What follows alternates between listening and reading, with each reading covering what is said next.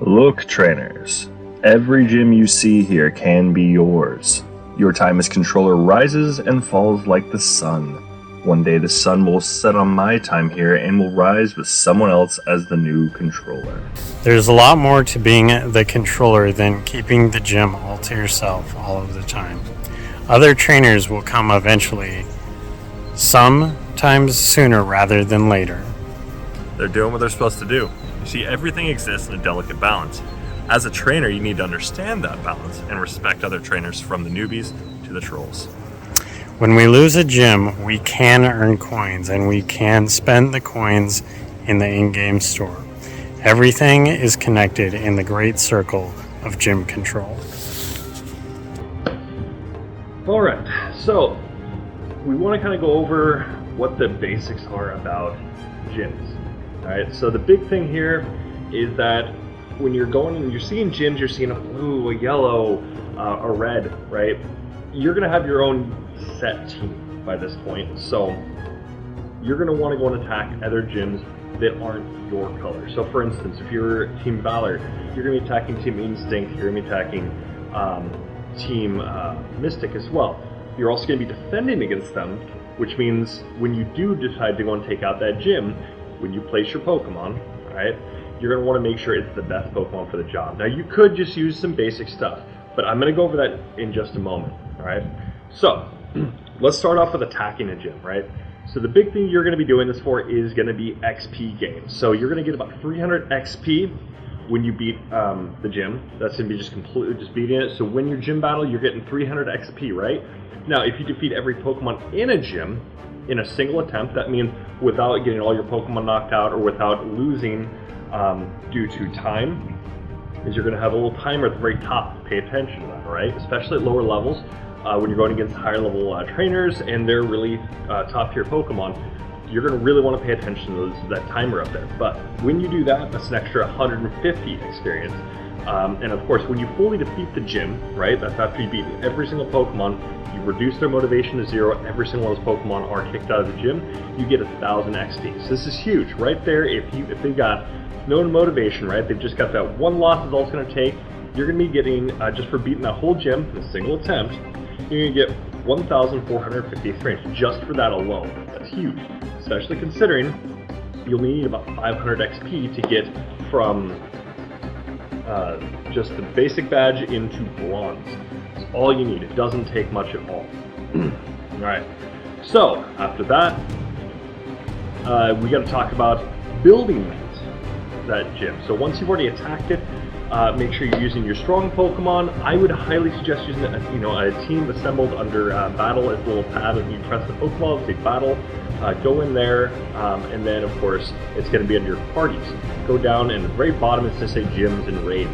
Highly suggest setting up your parties there. We'll go over more of that in a later video. It'll be a very short video, but we'll briefly cover that in this as well. But use that team to knock out the gym.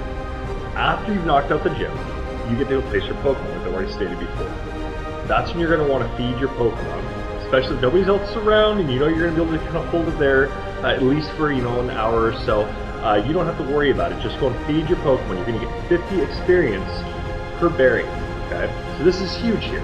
This is going to give you some experience here, but it's also going to give experience to the gym, right? This is huge. You absolutely want to go and make sure you get that. This is all experience, what I've been talking about here, right?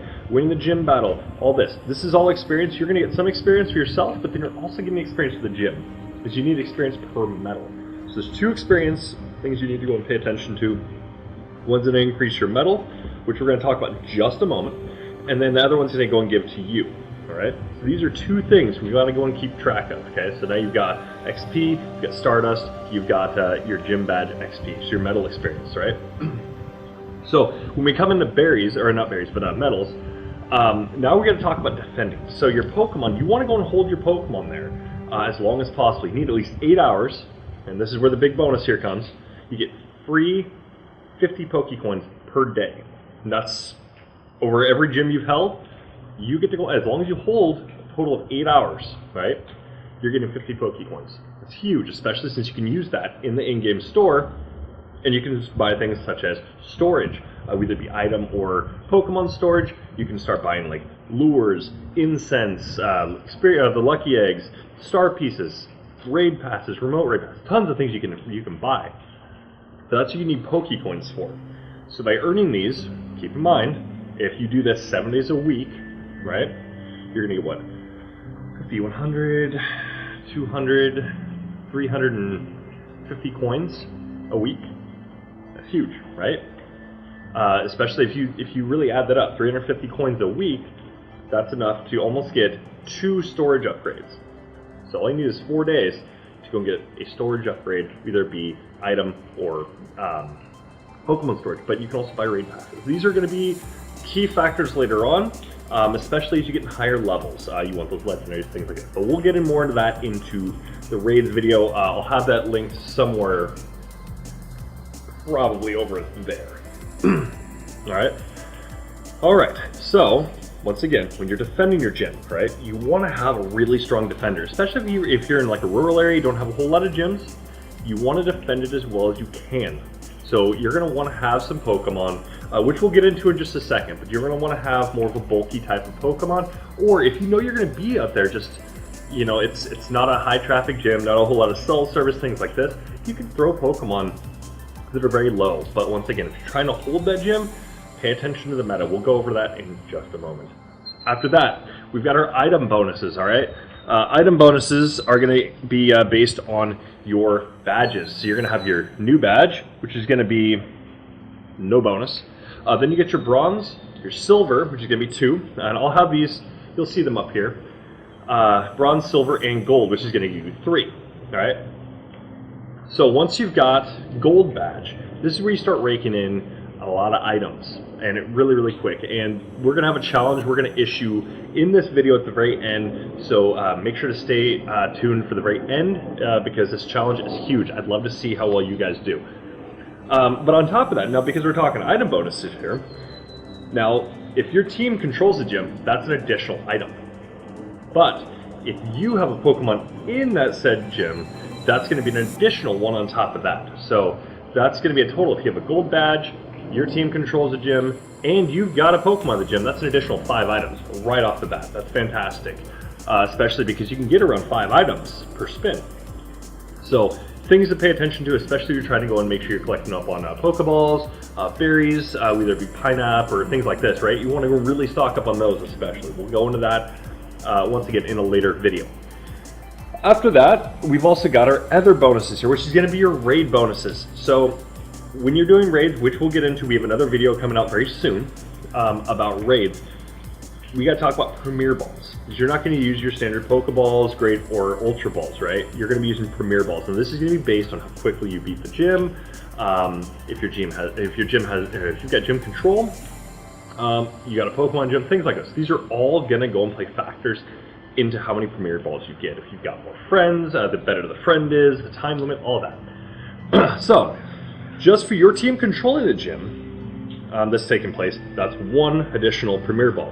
Now, if you've got a Pokemon in the gym that's the raid that's taking place, that's an additional ball. So that alone, right there, 2 balls you're going to get just for being in that gym and having your having your gym in control, right? All right, and then like I said before, pay attention to the time limit your Pokemon are in there. It's an additional 50 coins per day, right? That's 50 coins per day you get just for holding a gym down, or multiple gyms over the course of a day.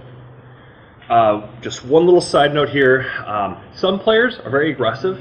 All right, so you're gonna have some players that they've already, they haven't gotten the gold badge there, so they're gonna want to take these gyms out there and be very aggressive, holding these gyms down for long periods of time. Right? So be on guard, make sure you're defending your gyms, but also pay attention, because you don't want to also be those players that are just being territorial. You can, it is a way to play the game, but if you want to get as much experience gain as possible, let somebody take your gym after a while, right? Then come back and just take it back. Then you got more experience, right? But once again, I don't encourage territorialness, but it does happen. It is part of the game, so it's up to you on how you want to play on that. All right, now when we're talking about attacking a gym, right? Now let's get into the meta here. So you're gonna have a couple different ways you can run this. Now, the way I like to run it personally is for type coverage. So the reason you want to run type coverage is if you want to basically be able to go into any situation, you've got an answer. Now, this is going to involve, of course, powering your Pokemon up to max, and on top of that, get them a second charge move. So you want to have them with their optimum charge moves, and then cover as many types as you possibly can. So, my recommendation, in this order, how your Pokemon come out, you want a fighting type. Okay, this is going to include guys like your Annihilape, your Terrakion. Terrakion is considered the best fighting type overall. I use Annihilape because I can cover Ghost as well. I can cover Psychic if I need to. I can hit other things, which is great. Going against those pesky Fairy types, I've got a Shadow Ball already. Knock it out, right? Fantastic. After that, you're going to want what's considered a Mudboy, which is a water/ground type Pokemon. Reason you're going to want one of those: you got a ground, you got a water type move.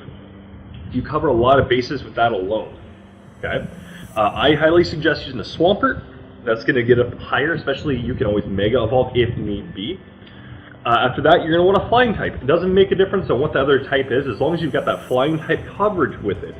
So using things like an Air Slash into an Aerial Ace or into a Hurricane, whatever. If you can get to that move, do it. Absolutely crucial, you've got that Flying type coverage. After that, then you're going to want what I call the Magnet Boys. This is going to be any of your Electric and Steel. My recommendation is typically it's going to be Magnezone. However, I don't use Magnezone, I use Melmetal. And the reason being, I got a Thunder Shock, and he's just a standard Steel type, so I'm not going to have any 2.67 times weakness. I'm just going to have the standard, I'm weak to this, just a standard weakness, just one weakness, just a Steel type. So what I'd suggest is doing something like that, or getting yourself a Magnezone, a Magneton. They're going to hit hard, but the thing is, when you've got an Electric Steel type, you hit Electric and you hit Steel. Absolutely fantastic. You're going to be able to knock out quite a bit. Don't have to worry about flyers. On top of that, you got that Steel, you can take out Fairies. You got a Rock type, you can take out Rock types. You got other things you can do with this, and that's why I'd highly suggest going that route. And your last two are going to be a Dark, doesn't make a difference on the secondary type, and a Dragon. Doesn't make a difference on your secondary type. Alright? This is all for coverage. Cover as much ground as you possibly can. Alright? Now, this is mostly because you're going to want to go engage a lot of things here, but if you can see, they have multiple different types, which a lot of gyms do. Okay? The most typical I've found out here is going to be, there's going to be pure bulk, which is very, very bulky, heavy HP, heavy defense, or it's going to be multiple different types, right? So I generally find the multiple different types, those are usually the harder ones for me to take out. So I like to have type coverage. Don't necessarily need to. You can run pure dragons for the most part, that'll work, but I don't suggest it. Now this is just that way you can constantly just have these 6 to heal and don't have to go through the recommended. It's the recommended, you're going to constantly get that shuffled out. It's not worth it. After that, now we have the Buddy and Standard coverage team. Now this is something that Kenatron recommends, because then you've got multiple different things you can do. So you're basically going to have 3 Pokemon. They're going to cover everything.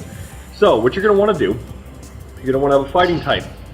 Okay, Machamp, Terrakion, Annihilape, anything like that in that specific order. That's fine. Any of those will be great. After that, get a Psychic type. The most typical one we find, Mewtwo.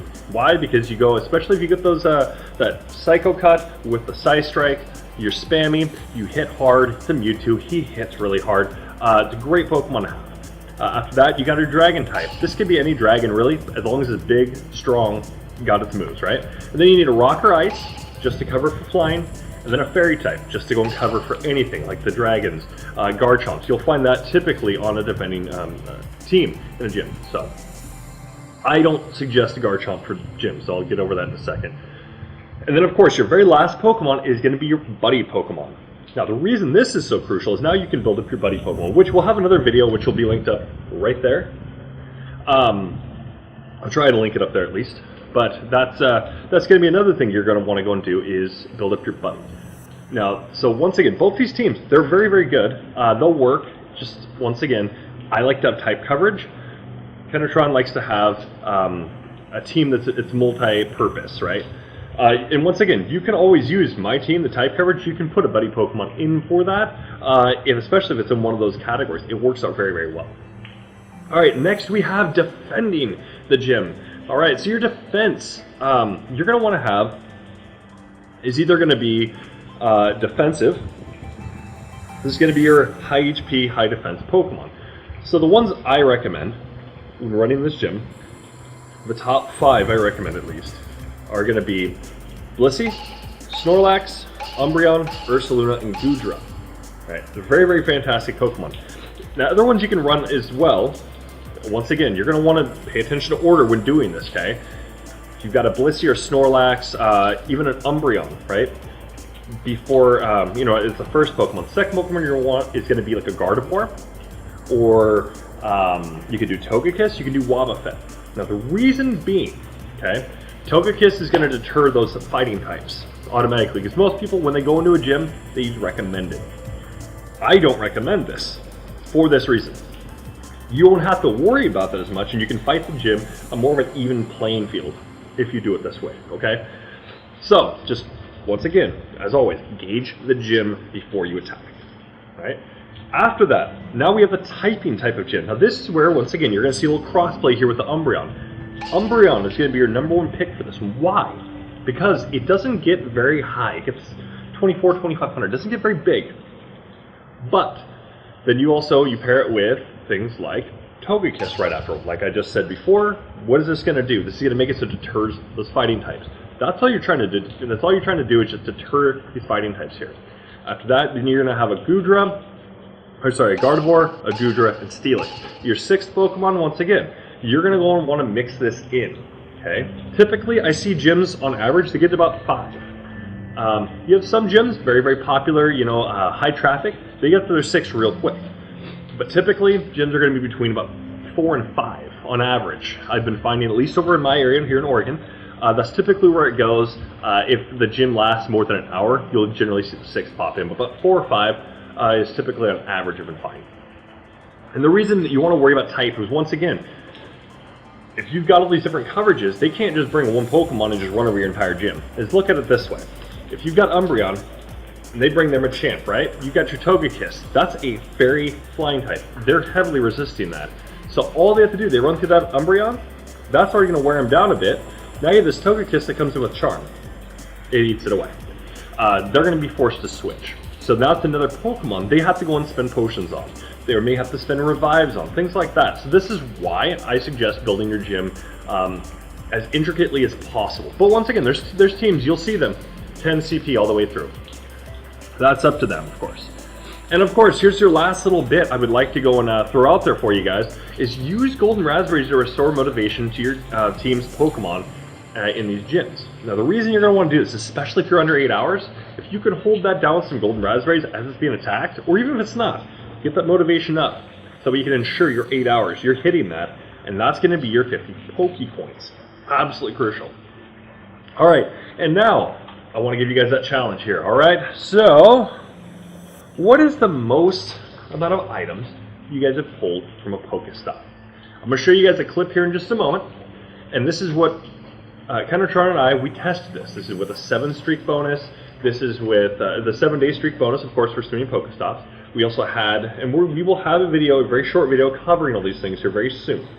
But we have what's called the Mega Pokestop, which is spending 10 consecutive stops, right? Well, 9, and then your 10th one is going to be the Mega Stop, which is going to give you an abundance of items.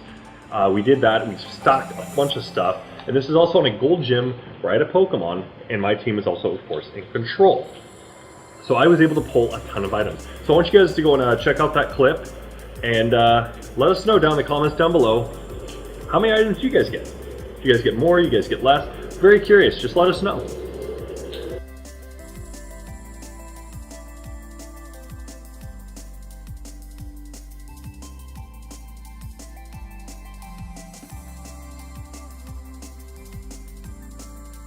So hopefully you guys enjoyed the video. Like I said, hopefully you guys can go and comment down below and let us know how many items did you guys get. I'm very, very curious on that. Some people, I mean, especially, like I said, I'm not even counting just gyms. Go ahead, spin a Pokestop, get your gold Pokestops, whatever you need to do.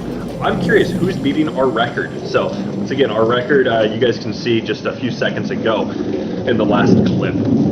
But thank you guys for watching this video. If you guys are excited for this type of content, want any more of this, of course, definitely hit the like button, smash that hard, of course subscribe, and we'll see you guys in the next video. But also, pay attention to our socials. We'll have those also linked down below. You can check us out. We've got a ton of other content we're doing. So thank you guys for tuning in, and we'll see you guys next time.